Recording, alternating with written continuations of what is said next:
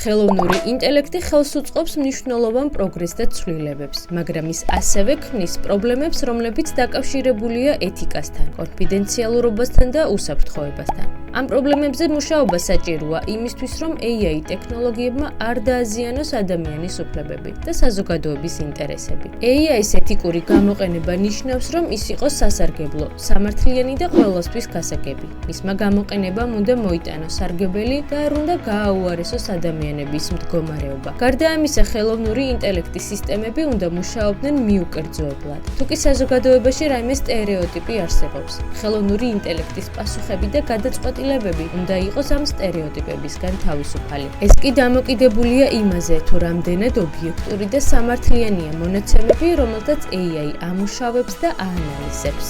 ასევე აუცილებელია AI სისტემების გადაწყვეტილებების გამჭვირვალობა.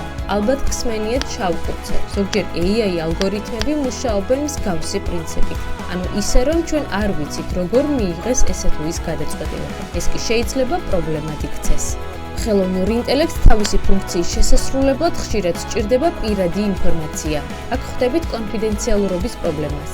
მაგალითად, როცა იყენებთ ნებისმიერ აპლიკაციას, AI-მ შეიძლება გთხოვოთ თქვენი სახელის, ასაკის ან ადგილმდებარეობის მითითება. კონფიდენციალურობის დაცვა ასეთ დროს ნიშნავს, რომ ეს მონაცემები უნდა იყოს უსაფრთხოდ ამ აპლიკაციაში და არ უნდა გამოვლინდეს და გაზიარდეს სხვაგან. საბოლოო ჯამში ხელოვნური ინტელექტის უსაფრთხოება ნიშნავს, რომ მისი ფუნქციონირება არც ერთი მიმართულებით არ ქმნიდეს საფრთხეს.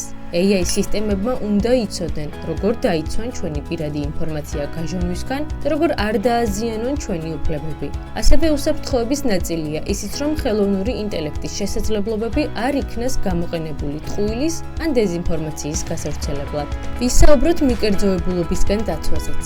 თუკი რომელიმე ამბავს მხოლოდ ერთი ადამიანისგან მოისმენთ, დიდი ალბათობით მას დაუჯერებთ. ხოლო თუკი ამ ამბავს სხვაც მოგიყვებათ, მერე დასკვნებს უფრო მარტივად გამოიტანთ. ასე მუშაობს ხელოვნური ინტელექტიც. მიკერძოებულობის საფრთხის თავიდან ასაცილებლად საჭიროა მას ჰქონდეს ბევრი განსხვავებული ინფორმაცია და ჰყავდეს ინფორმაციის მრავალფეროვანი წყაროები. უსაფრთხოების გასაძლიერებლად კი კარგი გზაა AI სისტემების ტესტირება და დანერგვამდე ვალიდაცია. ანუ გამოცდა და ნახვა თუ როგორ მუშაობს იგი.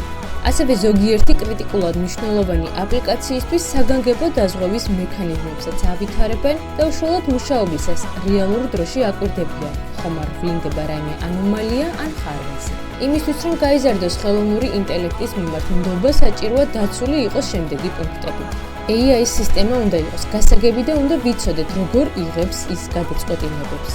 მონაცემები უნდა იყოს დაცული, რომ არ მოხდეს მათი გაჟონვა. AI სისტემები უნდა მუშაობდეს მხოლოდ იმ მიზნებისთვის, რის გამოც ისინი შეიქმნა. თუკი ეს ყველაფერი წესრიგშია, მაშინ შეგვიძლია ვთქვათ, რომ ხელოვნური ინტელექტის გამოყენება უსაფრთხოა.